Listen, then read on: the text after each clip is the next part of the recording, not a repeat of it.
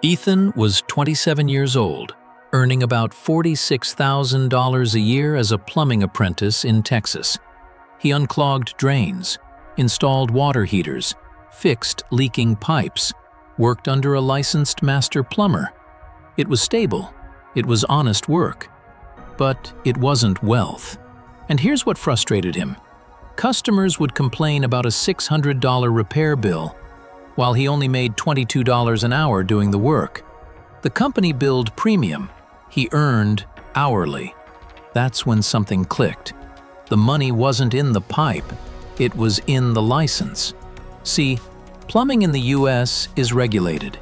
You can't legally run major plumbing contracts without a master license. Regulation limits competition. Limited competition increases rates. Ethan wasn't underpaid, he was under-licensed. So he looked at the ladder: apprentice, journeyman, master plumber.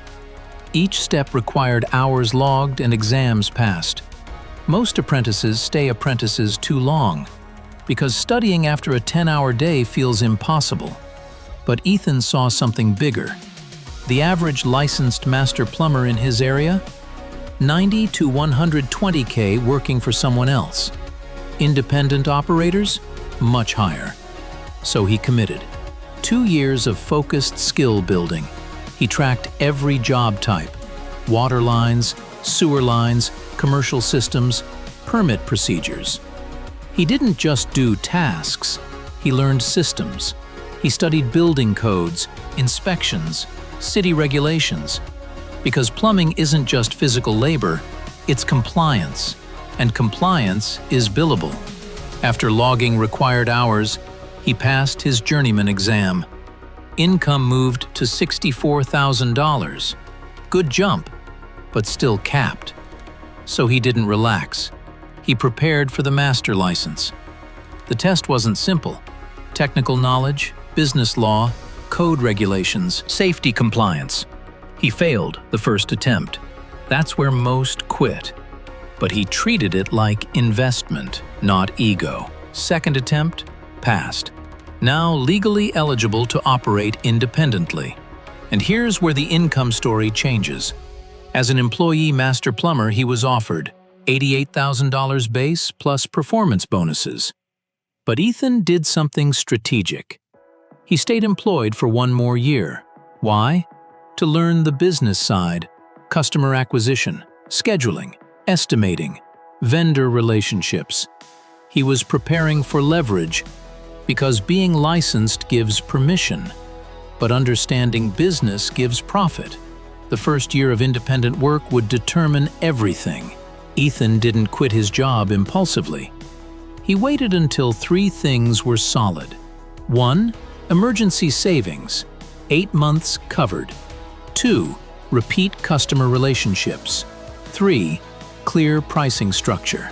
Most tradesmen fail in business not because of skill, but because of cash flow mismanagement.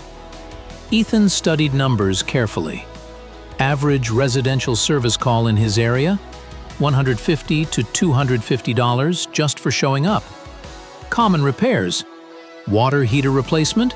$1,200 to $3,500. Sewer line repair? $3,000 to $10,000. Repiping jobs? $6,000 to $18,000. He wasn't thinking hourly anymore. He was thinking per job. That's the shift from employee to operator. Year 1 independent. He kept it simple. No office staff, no fancy branding. 1 truck, low overhead. He focused on emergency calls, high-margin repairs, permit-heavy jobs others avoided. He answered the phone personally, showed up fast, delivered clean work. That built referrals. First-year revenue? Roughly $420,000 gross. Now pause.